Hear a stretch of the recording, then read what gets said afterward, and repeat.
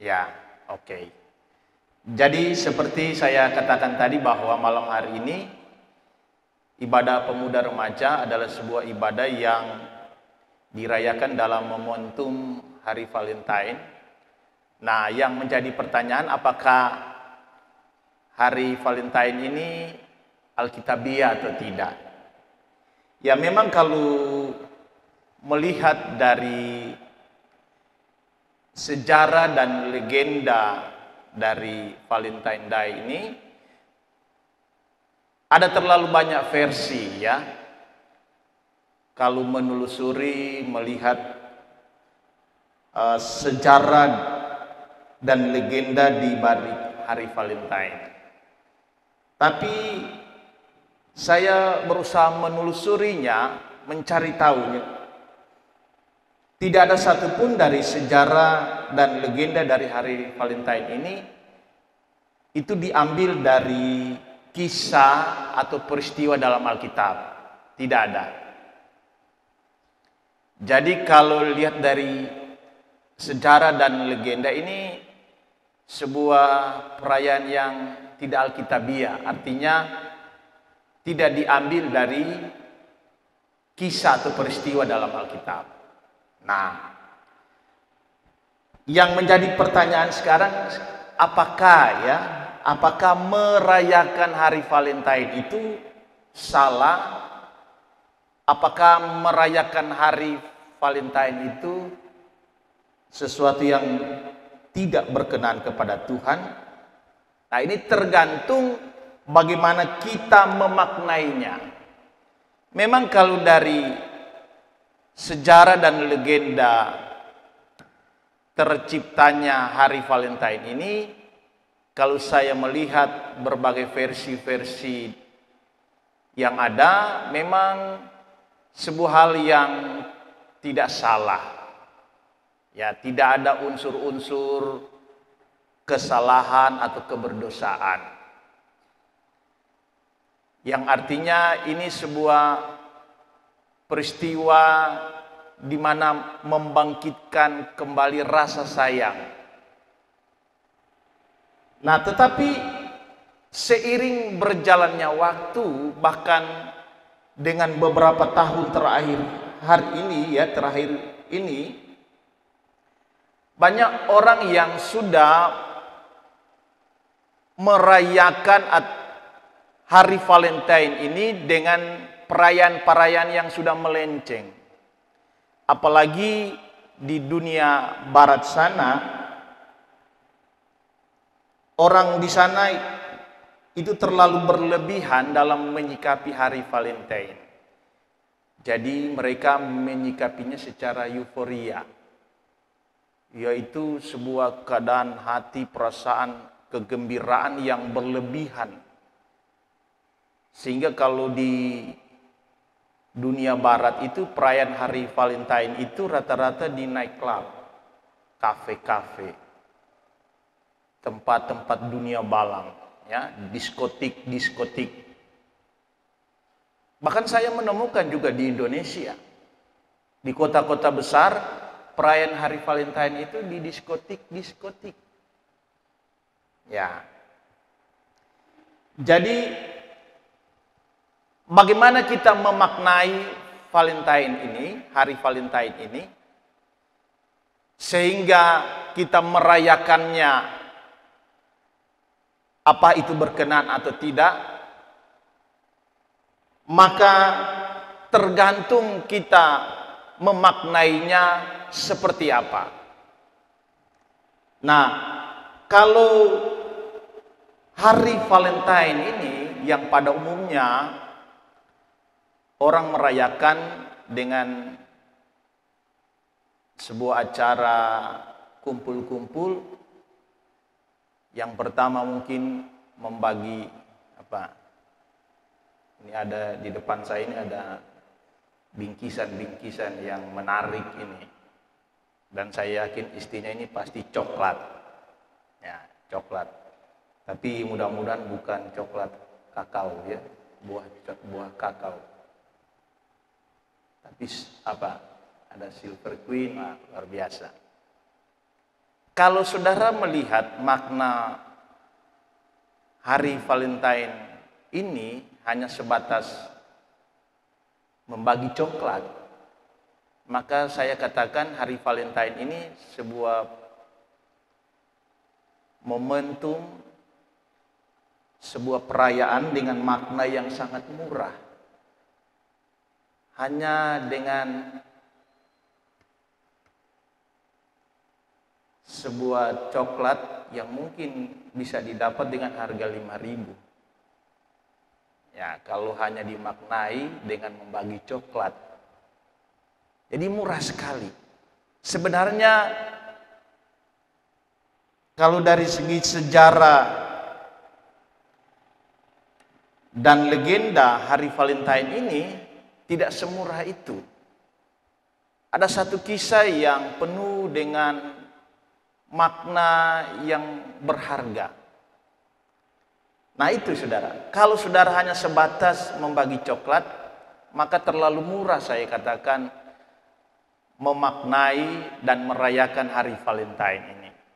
Bahkan yang berikutnya, kalau saudara memaknai dan merayakan hari Valentine itu hanya sebatas sebuah pelukan, bahkan sebuah ciuman, maka hari Valentine itu hari yang biasa.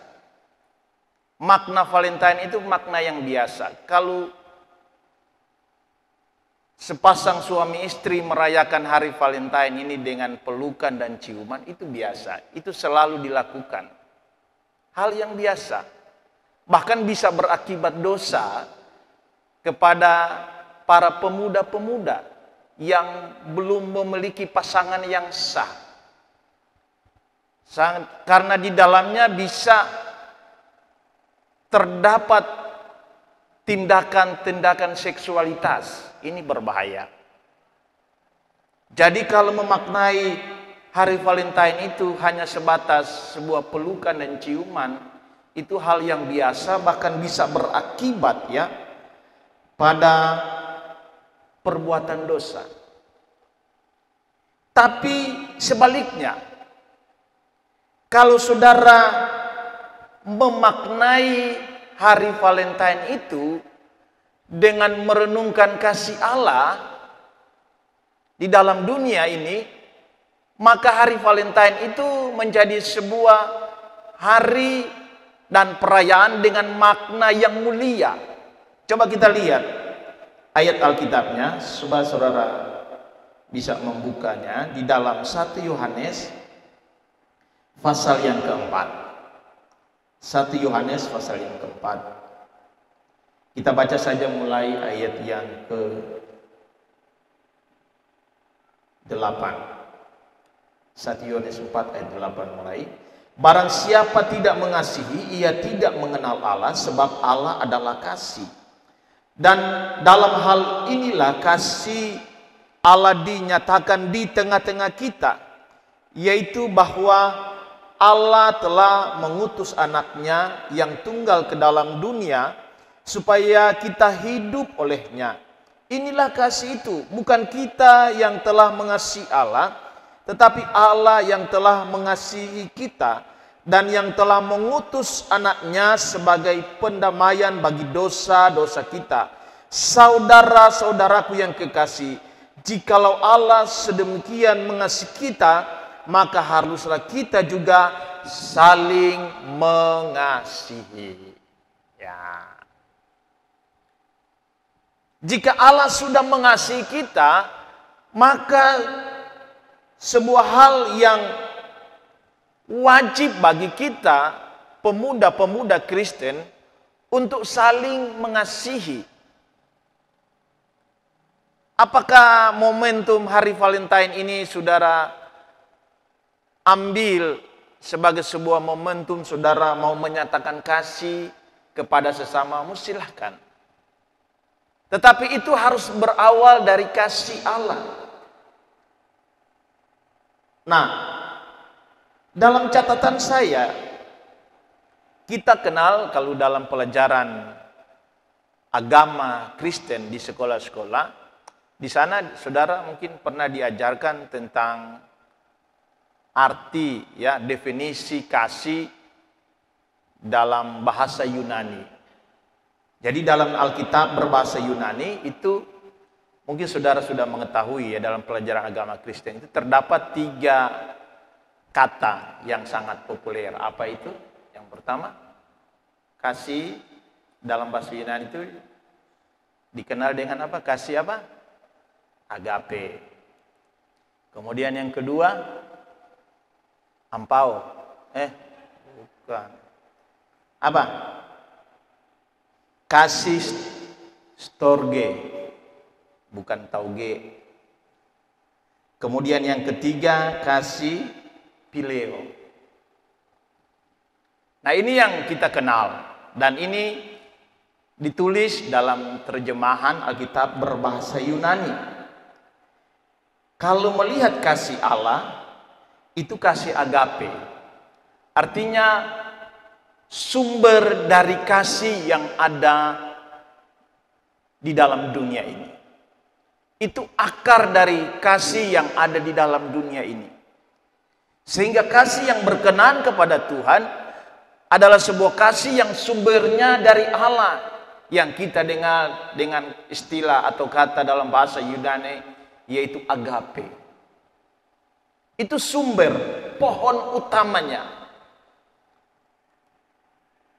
Dan kemudian itu dinyatakan di dalam kasih yang ada pada manusia. Kasih storge, kasih phileo. Ya, kasih storge artinya kasih dan sayang yang muncul secara alamiah dalam keluarga. Jadi kalau kita sayang kepada orang tua, kita mengasihi orang tua kita, itu kasih storge. Tapi itu harus dilandaskan dengan kasih Allah. Kalau hanya sebatas kasih storge saja yang dimunculkan, saudara pasti akan kecewa dengan orang tuamu. Karena ada terlalu banyak anak-anak muda yang kecewa dengan orang tuanya, bahkan memberontak dengan orang tuanya.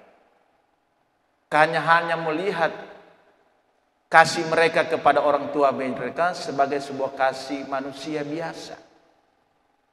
Kemudian yang kita kenal berikutnya kasih phileo, yaitu kasih yang ada atau yang nyata dalam hubungan kita sehari-hari, dalam bersosialisasi kepada sahabat-sahabat kita, relasi-relasi kita. Tapi semuanya harus berdasarkan kasih agape, yaitu kasihnya Allah. Tapi dalam budaya Yunani ada satu kasih, dan itu tidak ada dalam Alkitab berbahasa Yunani. Dalam cerita kuno, ya, atau kebudayaan Yunani itu sempat muncul sebuah istilah dalam hal tentang kasih itu, yaitu kasih eros. Nah, kasih eros. Saya menemukan sebuah literatur begini, ya. Kasih eros itu berdasarkan cerita kuno atau kebudayaan Yunani. Eros itu ada si dewa cinta. Eros itu. Dan dari cerita kuno ini, bahwa Eros itu adalah si dewa cinta, hal ini menjadi penyebab pengertian Eros atau cinta itu sudah bersifat seksual.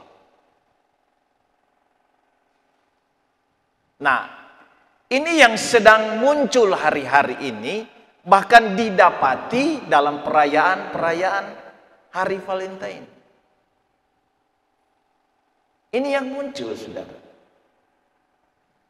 Tetapi kita sebagai anak-anak Tuhan, mari kita maknai hari Valentine ini dengan kita menyatakan kasih Allah kepada orang lain, kepada orang tua kita, kepada saudara-saudara kita, keluarga kita, bahkan kepada sahabat-sahabat kita, orang-orang yang ada di luar sana.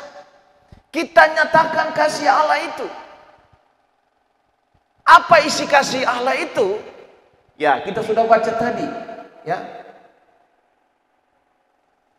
Dalam ayat yang ke-9, dalam hal inilah kasih Allah dinyatakan di tengah-tengah kita, yaitu bahwa Allah telah mengutus anaknya yang tunggal ke dalam dunia, supaya kita hidup olehnya. Yang artinya, Yesus itu adalah buah hati dari kasih Allah kepada manusia. Sama saya punya buah hati. Saya punya anak Claudia dan Billy. Itu buah hati saya dengan sang permaisuri saya. Iya. Saya punya kasih yang besar dengan permaisuri Sarah, menghasilkan ya Claudia dan Billy. Ya, ini coba saudara. Nah, Yesus itu adalah buah hati dari kasih Allah kepada manusia. Nah, kita memaknai kasih Allah itu, mari kita lihat kepada buah hatinya Allah, yaitu siapa? Yesus. Nah, kalau kita mau menyatakan kasih di hari Valentine ini, mari kita nyatakan Yesus kepada orang lain. Itu. Kalau kita mau memaknai kasih Allah dalam perayaan hari Valentine. Bukan hanya sebatas membagi coklat, ya. Bukan sebentar foto bareng bersama, ya, dengan gaya bebas dan lain sebagainya. Tetapi lebih daripada itu, mari kita menyatakan Yesus. Kita kenal dalam Alkitab ada banyak arti-arti dari kasih. Coba saudara lihat ayatnya di mana? 1 Korintus pasal 13. Ya. 1 Korintus pasal 13 ayat 4. Di sana ditulis atau dijelaskan yang pertama, kasih itu sabar. Nah, mari kita ganti kasih itu dengan buah hatinya Allah. Siapa? Yesus. Kita ganti kasih itu dengan Yesus. Sekarang kita sebutkan seperti ini. Yesus itu sabar. Yesus itu murah hati. Kemudian Yesus itu tidak cemburu. Yesus itu tidak membanggakan diri dan tidak sombong. Yesus itu tidak melakukan yang tidak sopan dan tidak mencari keuntungan diri sendiri. Kemudian Yesus itu tidak pemarah dan tidak menyimpan kesalahan orang lain. Kemudian Yesus itu tidak bersukacita karena ketidakadilan, tetapi ia bersukacita karena kebenaran. Kemudian Yesus itu menutupi segala sesuatu, percaya segala sesuatu, mengharapkan segala sesuatu, sabar menanggung segala sesuatu. Kemudian terakhir, Yesus itu tidak berkesudahan. Kita nyatakan Yesus kepada orang lain. Kita harus nyatakan bahwa Yesus itu sabar. Bagaimana kita memaknai kasih Allah dengan menyatakan Yesus itu sabar? Maka itu harus hidup di dalam kita. Kehidupan Yesus itu harus hidup di dalam kita. Kalau kita katakan Yesus itu sabar, maka orang melihat kita, oh, dia juga orang penyabar. Kalau dikatakan Yesus itu tidak pemarah, maka terlihat dalam kehidupan kita bahwa ia tidak pemarah. Ini hati-hati ya. Contoh ini saja satu. Kalau dibilang kasih itu tidak pemarah, maka kita harus menjadi pribadi yang sama dengan Kristus kalau mau menyatakan kasih itu. Kita bukan menjadi seorang yang pemarah. Saya sering marah, tapi saya tidak mau menjadi pemarah. Beda antara dikatakan marah dengan pemarah. Kalau pemarah itu menunjuk pada apa? Identitas, jati diri, atau yang menjadi keahliannya. Pemarah dia berarti ahli dalam hal marah, memarahi. Ya. Kalau mau disuruh, tolong dimarahin itu anak-anak sana, dia panggil, mana yang orang takut, marah dia. Ahli dalam hal marah, memarahi. Saya ingat di setiap acara kalau di sini biasa kan ada anak-anak kecil yang sering ribut. Ada 2 DP Algojo kalau mau suruh marah. Ya, saya tidak usah sebutkan. 2 Algojo ini. Jadi kalau kita orang sudah kode DP Algojo ini, DP Algojo yang mau turun tangan, kita mau pici di leher ngana.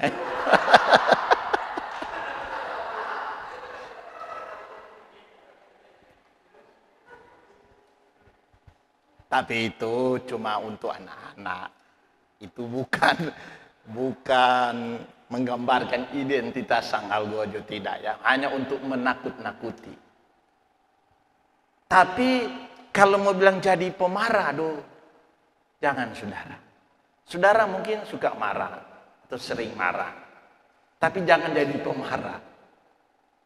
Karena pasti orang kalau yang jadi pemarah itu adalah orang yang menyimpan kebencian, yang selalu menyimpan kebencian. Dan ingat, orang kalau jadi pemarah itu akan dari segi medis itu menurunkan tingkat kesehatannya. Bisa saja kalau jadi pemarah bisa saja menurunkan imun tubuh dan mudah terinfeksi dengan corona. Jadi di masa pandemi ini jangan suka marah-marah dan jangan jadi pemarah. Gampang sekali terinfeksi dengan corona. Bahaya. Corona itu dia suka dengan orang pemarah. Jangan saudara. Karena jika engkau jadi pemarah, maka engkau tidak mengalami awet muda. Biar umur masih muda, kalau dia jadi pemarah, dapat dia so tua, jelek. Biar dia cantik, kalau dia marah-marah, ya muka pepaya, muka pisang raja, muka durian montong, apalagi? Muka sesama dengan salak muda, asap. Jangan saudara. Kalau kita mau menyatakan kasih, hal yang sepele saja. Di hari Valentine, kita menjadi orang yang tidak suka marah-marah. Kita menjadi orang yang suka senyum, orang yang selalu kelihatannya bersuka cita, tidak ada keluh kesah yang keluar dari ucapan bibirnya. Nah, malam hari ini, lewat renungan firman Allah, mari kita memaknai hari Valentine ini dengan merenungkan kasih Allah yang besar, dan itu ada pada Yesus Kristus. Puji Tuhan. Saya yakin, saya percaya renungan kebenaran firman Tuhan dapat memberkati kita malam hari ini. Haleluya. Puji